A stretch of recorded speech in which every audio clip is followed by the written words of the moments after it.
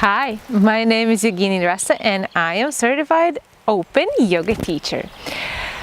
What I want to talk with you today, instead of practices and theory, I think it's the time to talk more about the life practice or some of my personal experience, just to get to know me better and so that I would get to know you better, because what's inside, that's outside, and what you bring in the world, that comes to you. So take a look on your life today and see yourself. What's your attitude? Are you a happy person?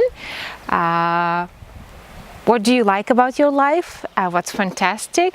And maybe some things that you don't like, maybe some other people or some circumstances that you're living in, or some life events that are happening in your life. And then you will be more or less aware of where you are standing now. But if you are watching this, then you are probably interested in yoga and in the ways that yoga can help to improve your life, or yoga has become a part of your professional life. And then there are tons of people that are asking, what's the fair price for yoga? We all know the fair trade, and we know that if we are using the resources unreasonably or without thinking about the consequences, then after some time we will have no access to the nature, to the clean water, and so on and so forth.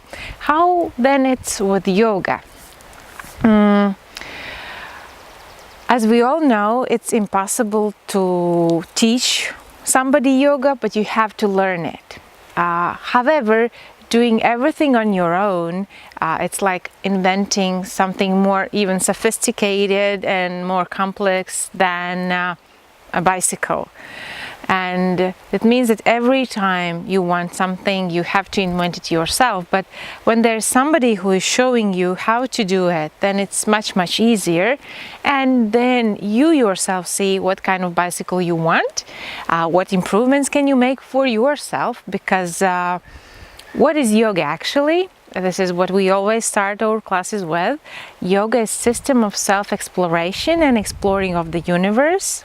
What's inside, that's outside, what's micro world and macro world, and so it goes. So how much should you pay for yoga? And you would say, well, you have the free internet courses from openyoga.com. Why do you even think about charging money for something or asking for some donations? Or yeah, actually, should we have the standard for all yoga teachers and they would charge the same money? It is impossible to assess the price of yoga because it's priceless, but it's worth more than anything you can give. It's more of giving all yourself and becoming ready to explore yourself. Thereby, there is the right to have the knowledge on yoga for everybody, regardless who you are, where you are, how much you earn. So this is free. And a lot of people think that, oh, it's free and I can do whatever I like. I can be rude to the teachers. I don't have to evaluate them because this is free stuff, you know, the freebies, free apps, having your information. Where is this, the reason why they are doing this? Are they trying to become rich by some kind of going different ways, getting information about us and stuff like that?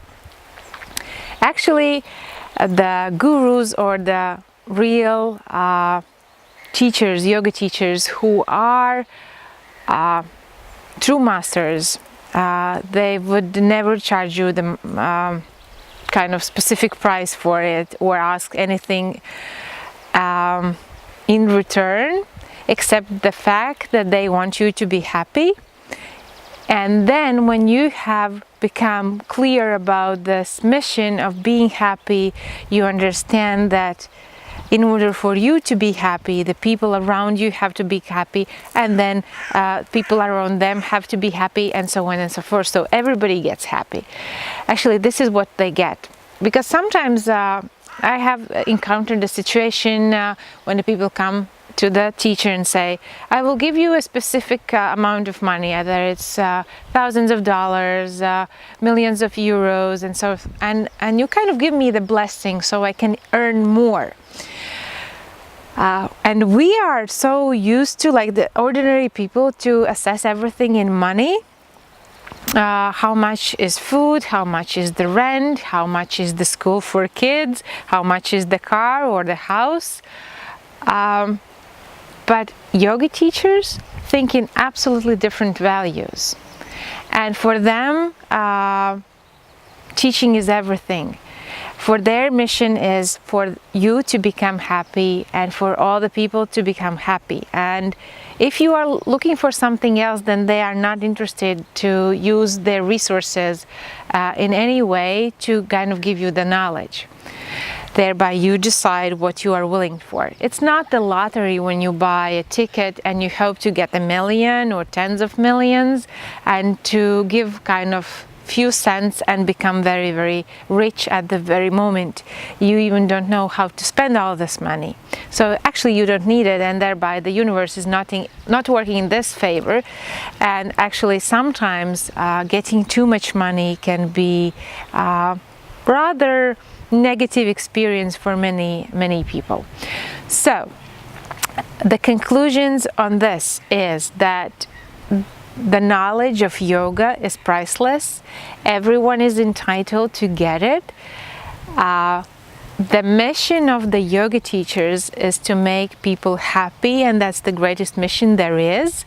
Whatever you think is your values, and if you get this knowledge and if you live with it, then most probably what you will start doing, you will try to make people, your family, friends, people you know, people whom you don't know, to fulfill with the kindness, lovingness, and letting them to be happy and to get to know this.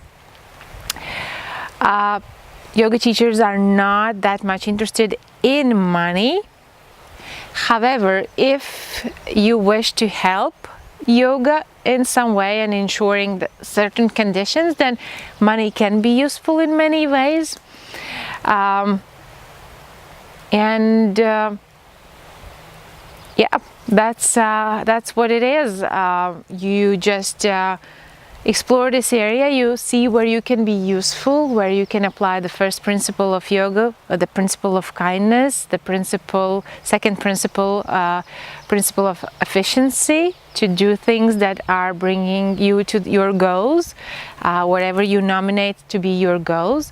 And the third principle is above the logic, that is making people bringing the people away from suffering. It's at any cost to help people to avoid suffering. And firstly, this person is to be yourself, because it's impossible to make other people happy on the way making yourself to suffer. These kind of things are very tricky, very interesting, and the yoga is in this way very interesting teaching, because we are into this, like the people who wish to become yoga teachers, they start with being yoga students, then along with their yoga practice, as yoga practitioners, they start sharing their knowledge and growing and growing and growing.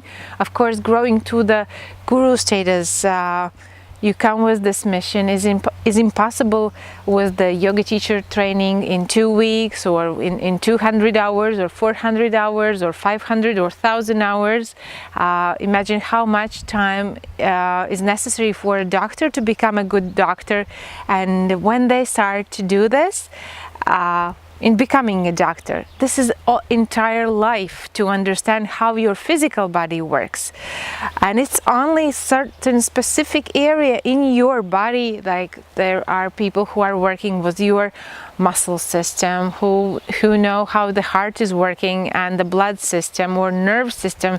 You know, the psychology is such a enormous teaching, but how little we know about what we have in our head and how we feel about it.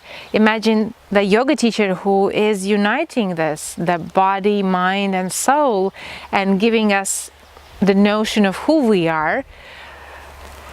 So yeah, that's all for today, because that's important. I thought that this is important to know, that even though we can have the access to yoga for free, but the price and what you give in return is what matters. It's not always the money, but yeah, you see yourself, maybe you have your own ideas about this, about prices and pricing. Should it be more expensive for people who are rich, or maybe actually they have kind of reached certain level and they don't have to pay anything for this? So yeah, let me know, what do you think? Should yoga be for free or not? Okay, see you soon. Bye bye.